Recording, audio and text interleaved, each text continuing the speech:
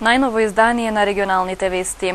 Главниот цевковод во водоводната мрежа на Гостивар, долг скоро 6 километри, ќе се менува со нов.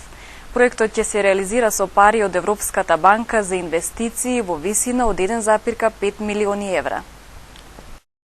Ке се обновува водоводната мрежа во Гостивар. Стариот азбестен главен цевковод, долг скоро 6 километри, оди во историјата и ќе биде заменет со нов.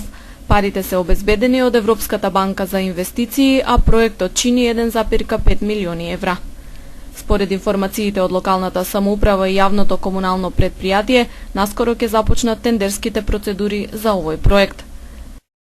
Ќе се промени главниот цевковод, азбестен ФИ-500, од резервоарот за вода во село Печково, патот за село Печково, до главната шахта на влезот на Гостивар до бензинска пумпа во улица ЈНА. Се работи во должина 5,7 км, парите се обезбедени, проектот е исто така направен и сега се очекува само да одобрени се и парите од колку што имаме информација од Европската банка и се чека да се отвори тендер за да почне со работа менувањето на овој цевковод. Идните чекори кои општината и предпријатието треба да ги преземат на долг рок за поквалитетна вода за пиење за Гостивар се предвидени во мастер план. Документот го изработија швајцарски експерти во рамки на проектот за подобрување на водоснабдувањето на градот и околните села. Исто така е предвидено со мастер план што го имат работено преку проектот СЕКО, компанија консултантска компанија SGI, е предвидено кои цевководи треба да се менува во градот Гостивар, кои се најоштетени, амортизирани. Исто така со ова е предвидено да се реши проблемот со притисоците што се стварат во нашата мрежа, бидејќи досега одело неконтролирано водата од изворот до крајниот потрошач во градот Гостивар. Обновата на водоводната мрежа и конечното завршување на филтер станицата во Врутов, што се очекува во скоро време, треба да придонесат за трајно решавање на проблемите со водоснабдувањето во гостиварското подрачје. Новоформираното јавно предпријатие за паркинзи Зеленило во Гостивар доби ВД директор. За оваа функција е назначен Мемедели Емро, повеќегодишен општински администратор и заменик раководител на секторот за инспекцијски надзор. Новоформираното јавно предпријатие за паркинзи доби ВД директор, како што соопштија од службата за информирање на општина Гостивар, градоначалникот Невзат Бејта го именувал Мемедели Емро за вршител на должноста директор на предпријатието. Тој ќе извршува функцијата до избор на директор. Мемедели Емро има долгогодишно искуство во администрацијата на општина Гостивар, а од 2013 беше и заменик раководител на секторот за инспекцијски надзор, се вели во соопштението од локалната самоуправа. Јавното предпријатие за паркинги Зеленило беше формирано минатата недела со одлука на Советот на општина Гостивар. Во надлежност на новото предпријатие ќе биде менаџирањето со паркинг местата во Гостивар, односно зонското паркирање кое беше воведено пролетва. Предпријатието ќе се грижи и за одржување на јавните зелени површини во градот. Пред основањето на новата општинска фирма, работните единици паркиралишта и Зеленило функционираа во рамки на Гостиварски комуналец.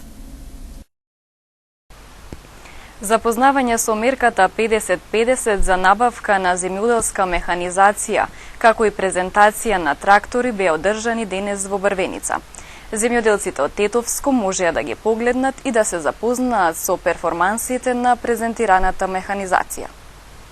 Доближување на мерката позната како 50-50 за набавка на земјоделска механизација беше поводот за денешната презентација на трактори во земјоделската аптека Биз Комерц во Брвеница. Земјоделците од Тетовско можеа да ги погледнат и да се запознаат со перформансите на тракторите од индискиот бренд Солис, чиј генерален застапник е компанијата Хемометал. И при отварането кога ни беше, ние кажаме дека ќе видиме сервис на граѓаните. Ова не е сега нешто промовиране, туку промовиране на програмата владата што го нуди, благодарение на владата 50-50, значи да дојдат до посвежи информации земјоделците и подобри информации. Значи пред се што документација им треба да спремаат, како да ги спремаат, кај да се обратат а тука се и хемометал од Битола, значи со солис тракториве што ги нудат од Индија, значи да им овозможат полесно да дојдат до таа посакана нивна субвенција. Што значи тоа? Значи понова механизација, поголем обем на производство, поевтино производство, поголема заработувачка, помали пари даване за старите трактори за одржаване, за тоа. Значи ние сме рекомо сервис на граѓаните. И нас ни беше целта да ги собереме поголемите земјоделци, да им презентираме од иновациите што ги има Хемометал и понатаму преку нас или директно преку Хемометал да се го остварат својата цел. Хемометал има во предвидување да се прошири на Тетовскиот регион, на Полошкиот регион нема, и сме у преговори да бидеме дилери за нивниот производ. Солис и Зетор ги има тракторите и Ландини. Значи сме во преговори, од нивна страна постои волја да соработуваме и од наша. Значи што тоа наместо додат до Битола земјоделците тука во Брвеница ќе ги имаат сите приклучни машини, механизација, прскалки, се што им потребно ќе бидат тука изложени и ќе можат тука да ги набават. Мерката 50-50 за набавка на механизација нуди многу поволности за земјоделците, појаснуваат од компанијата Хемометал. Еве денеска сме во овој крај Полошкиот регион, во општина Брвеница, со цел да ги презентираме нашите производи поблиску до овие фармери и во тек нова програма позната како 50-50 рурална програма за рурален развој. Сакаме да ги потикнеме малку поблиску до нашите фармери, да ги потикнеме за да аплицираат, бидејќи овие програми мора да ги искористиме што повеќе. Нема големи документации, ние тоа го возможуваме и можеме комплетна подршка да им дадеме. Денес ги представуваме тракторите Солис, кои што се најдобар избор за ова програма ова година. Зошто? Бидејќи се компанија која што најголема компанија во Индија со производство преку 120.000 трактори годишно, со мотори Јанмар со работка, со Караро, Оски, со големи европски брендови кои што ги ugradуваат производи во Солис. И цени имаме најдобри на пазарот. Солисот како трактор со 36 месеци гаранција, значи со 3 години гаранција, мислам дека ќе стане и во овој регион најпознат бренд, бидејќи тоа се случува во Прилепско, во Битолско, станат еден најпознат бренд и мислам дека тука ќе успееме да го пробиеме добро. Покрај трактори Солис, во нашата програма ги имаме трактори Зетор, Хаттат и Ферари, тие се европски трактори кои што може да се аплицираат на ИПАРТ програмите, али покрај трактори имаме комплетна механизација, плугови, приколици, танирачи, сеалки, бадирки, се она што треба за еден фармер, опрема за фарми, опреми за градини, како програм. Еве тука во ова компанија ќе скоро ќе станат наши дилери, па еве ќе имат наши производи и блиску на овој дел од Тетово. Ги повикувам сите што сакаат да аплицираат, што поскоро да аплицираат, бидејќи тие имаат предност, бидејќи со исти бодови, предност има оној што ќе аплицира прв. Бодувањето оди на следниот начин: 30 бодови добиваат ако апликантот е жена или млад до 40 години, 70 бодови за апликација до 600.000 денари, тоа е 10.000 евра, 60 бодови од 600 до 800.000 денари, 800 до 1.250.000 бодови и над 1.200.000 за жал 0 бодови. Значи се фаворизираат помали апликации до 600.000 денари. Тука се 3 модели трактори, ние ги имаме: Солис 45, Солис 50 и 50 дуплак со предна влеча. Нема документација, значи само наша апликација профактура од наша. Деловен план тоа го прави АПРЗ Тетово, може да се обратат кај во АПРЗ Тетово, и имотни листови, договор закуп за нивното земјиште. Значи нема никакви документи. Се праќа електронски ова година, тоа е новост од ова година. Има електронски апликации, документите, така да нема одење Скопје, нема пуштање по пошта и се преку мејл ќе биде по комуникација. Примерот за развој на земјоделието од Индија сакаме да го пренесеме и во Македонија преку соработка со ваши фирми, вели представникот од Sonalika Group од Индија. Sonalika is a leading tractor manufacturing company from India, producing 100,000 tractors in one. Sonalika е лидер компанија за производство на трактори во Индија со годишно производство од преку 100.000 трактори. Имаме голема база во Индија со преку 850 дилери кои работат со Солис трактори и ги продаваат. Со Хемометал имаме добри односи и така го представуваме брендот Солис на пазарот на Македонија. Имаме големи планови за Македонија. Пред се ги поддржуваме сите програми и така аплицираме до македонските фармери. Сакаме да го донесеме развиеното индиско земјоделие во Македонија. Само со развој на земјоделие може да се развие и Република Македонија, бидејќи со секој еден трактор се хранат 5 до 6 членови од семејството. Од Агенцијата за развој и поттикнување на земјоделието регионален центар Тетово ги појаснија критериумите преку кои земјоделците можат да аплицираат за мерката 50-50. Новина е што аплицирањето за набавка на земјоделска приклучна механизација ќе се врши во електронска форма. Единствено нешто што треба моментално да го направат фармерите е да однесат во Министерство за земјоделие емаил адреса која што платежната агенција потоа внесува корисничко име и пасворд и веќе може да се почне со обработка на податоците, односно изготвување на барањето кој ќе биде комплетно во електронска форма. Земјоделците комплетно се информирани од нашите теренски активности за новините на платежната агенција која што се воведени од националната програма, верувам ќе биде и за ИПАРД програмата барањето во електронска форма. Земјоделците кои што аплицираат за набавка на земјоделска приклучна механизација до 600.000 денари, што е и еден од предусловите да што повеќе земјоделци аплицираат, таму бодирањето или евалуацијата на самите апликанти е со една профактура до 600.000 денари. Ако износот прекорачува износот од 600.000 денари, тогаш истиот треба да обезбеди 3 профактури за наведената механизација земјоделска која што сака земјоделецот да аплицира. Користењето на современа механизација во земјоделието овозможува побрза и поквалитетна обработка на почвата и солидни приноси. Со соопштение до медиумите денес се огласи Општинскиот комитет на ВМРО Народна партија од Тетово. Од последните предвремени парламентарни избори помина една година, а од мега ветувањата за преуредување и возобновување на скијачкиот центар Попова шапка безмалку 4 години. Се вели во соопштението на Општинскиот комитет на ВМРО Народна партија Тетово. Да се подсетиме, беа ветувани и најавувани инвестиции од 30 милиони евра, скоро пред секој изборен циклус, изградба на нови хотели, жичари, ски лифтови, вештачко езеро кое беше започнато во 2013 година, а сега зјае празно и недоизработено, реконструкција на патниот правец Тетово-Попова шапка, но изголемување на капацитетот за паркирање. Општинскиот комитет на ВМРО Народна партија го прашува Општинскиот комитет на ДПМН, но и пратеничката Светлана Карапетрова, докаде се со реализација на овој голем и многу важен капитален проект, кој го беа ветувале изминативе 4 години и дали ќе ветат уште 30 милиони евра и на наредните избори, кои би требало да се одржат во април 2016 година, се вели во соопштението на Општинскиот комитет на ВМРО Народна партија од Тетово.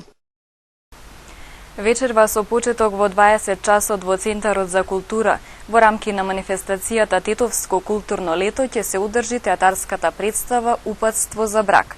Се работи за урнебесна комедија во изведба на драмското студио Тетово. Влезот е слободен.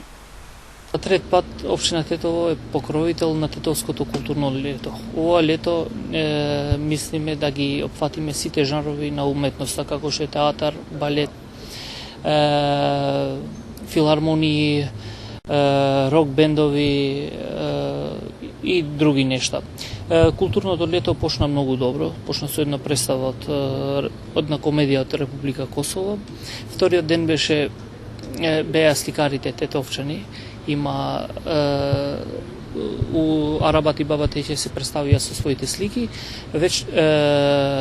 Вчера вечер имавме гости од Република Албанија, беше балет, националниот балет на Албанија со делото Ла Симфоди, и вечерва у у програмата имаме Тетовското драмско студио со една преубава комедија. Така, кои се наредните активности, односно наредните точки од Тетовското? Па пред се ќе имаме настани повеќе од сериозната музика. Тука ќе сигурно ќе имаме и рок музика, народна музика, ќе имаме концерт на три тенори, фактички што ќе се одвива во центарот на градот. Има и многу други активности кои моментално и не ми паѓат на памет дека се многу, но пред се мислам дека Тетово ќе добие една добра понуда на културата. Колку сте заинтересирани од посетеноста на Тетовското културно лето и на кој начин се, да речеме, инспира овие уметници, ликовни и музички возрастници? Па пред се, прво им даваме предност на нашите уметници, без разлика кои да се. И после, сигурно дека у Тетово сака да се преселат многу национални установи, како што се Тирана, Пришина и од Скопје. Тетово не е само Тетовско културно лето, има манифестации преку цела година. И се трудиме да културниот живот се развива, нормален тек и да има дигање во нивото, уметничкото ниво, но и во организациониот план. Како и да е, тие национални установи за нас е голема чест да ни дојдат овде, како што е операта од Скопје, операта балетот од Тирана, филармонијата од Косово. Уметноста е нешто универзално и кај нас се добредојдени сите.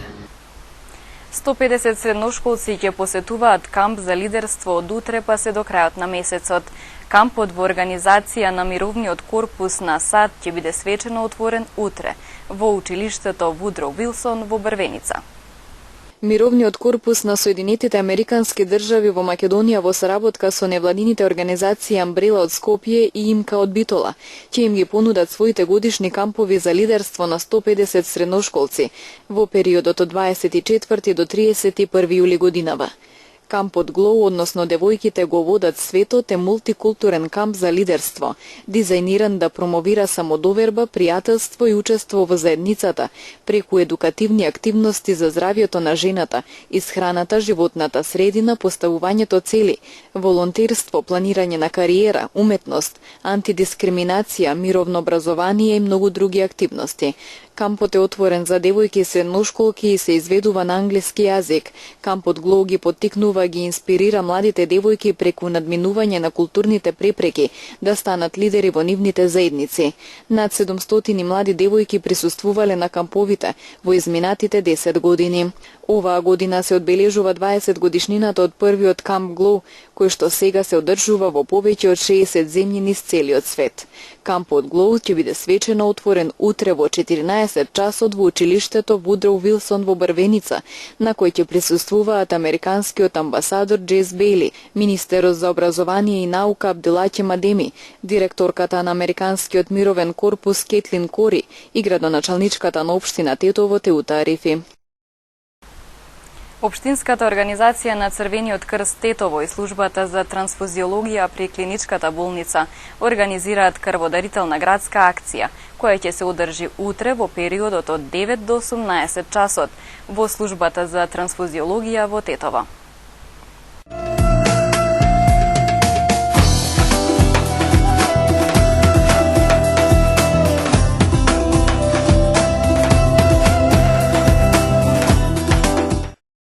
Собранието денеска почна расправа по предложениот ребаланс на буџетот за 2015 година.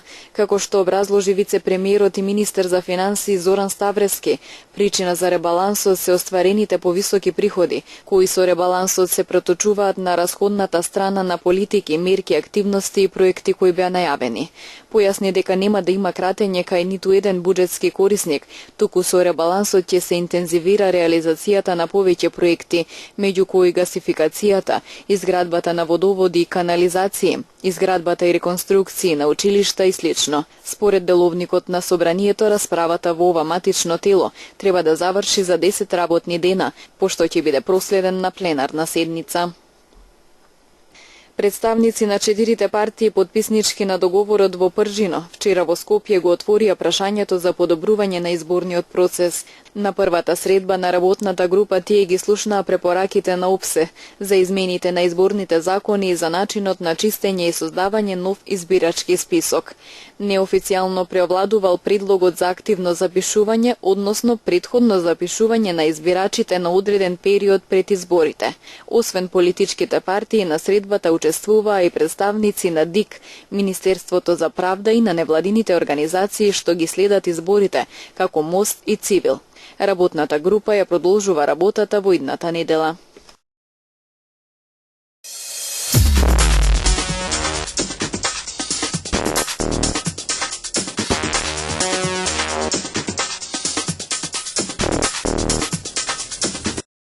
Дваесетгодишен студент е идентификуван како бомбашот самоубиец кој во понеделникот усмрти 32 лица, а рани над 100 во турскиот град Суруч. Турските медиуми го идентификуваа како Сеј Абдурахман Аладјос, за кого велат дека има курдско потекло. Тој е роден во градот Адијаман, во југоисточниот дел на Турција. Во својот роден град тој започнал да студира и се верува дека се поврзал со екстремистите на Исламската држава. Турските власти соопштија дека привеле тројца осумничени за убиството на двајца полицајци. Медиумите во земјата соопштија дека осумничените биле уапсени во акција рано утрово и биле испрашувани. Военото крило на Курдската работничка партија вчера е презеде одговорноста за убиството на двајца полицајци во близина на границата со Сирија, обвинувајќи дека соработувале со организацијата Исламска држава. Грчкиот парламент денеска ги одобри новите реформи побарани од европските лидери како услов за добивање на третиот финансиски пакет од 85 милиарди евра. Станува збор за реформи во судството и во банкарскиот сектор. Премиерот Алексис Ципрас уште еднаш се соочи со револт од пратениците на неговата радикално левичарска партија Сириза. Овој пат револтот не беше толку голем како при гласањето за првиот пакет реформи во пензискиот и даночниот систем. За законите гласа и проевропските опозициски партии.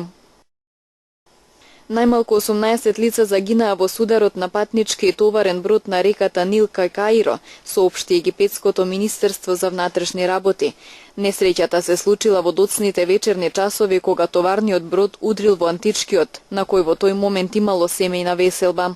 Родителите на една млада девојка изнајмиле брод за ноќна пловидба по Нил, за да им ја одбележат нивната свршувачка. Според соопштението на министерството, меѓу жртвите има и 4 бебиња, кои биле со гостите на бродската забава. Повеќе патници се уште се водат како исчезнати, додека 5 од гостите се спасени. Спасувачките екипи се жалат дека обсервацијата за изнаоѓање на патниците била отежната поради мракот. Полицијата го апсила капетанот на товарниот брод. За сега не се знае судбината на двајцата млади чија свршувачка се прославувала, затоа што тие не се споменуваат меѓу загинатите патници. Најмалку 40 луѓе се убиени, а се стравува дека оваа бројка може да биде поголема во неколку експлозии, кои одекнаа во североисточниот дел на Нигерија, објавија локалните власти. Првата бомба била активирана во средата навечер по локално време во близина на мотокампот Дадин Кова, североисточно од градот Гомбе, а втората 20 минути подоцна во близина на првата експлозија. Имало експлозии подметнати на 2 блиски автобуски постројки. Експлозијата на бомби однесе над 30 животи, додека 105 луѓе се ранети и се хоспитализирани, рече представникот на Црвениот крст.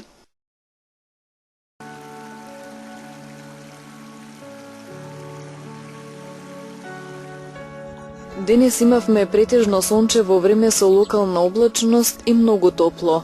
Попладне наместа се услови за слаби локални врнежи од дожд и грмотевици. Утринските температури се движеа од 14 до 24, а дневните од 29 до 37 степени.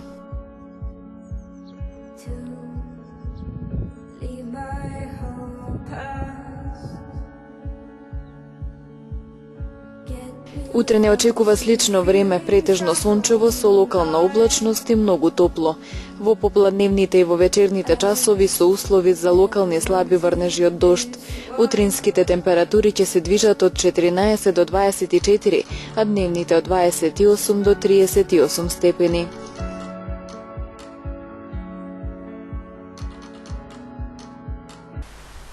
Тука е крајот на регионалните вести. Пријатно!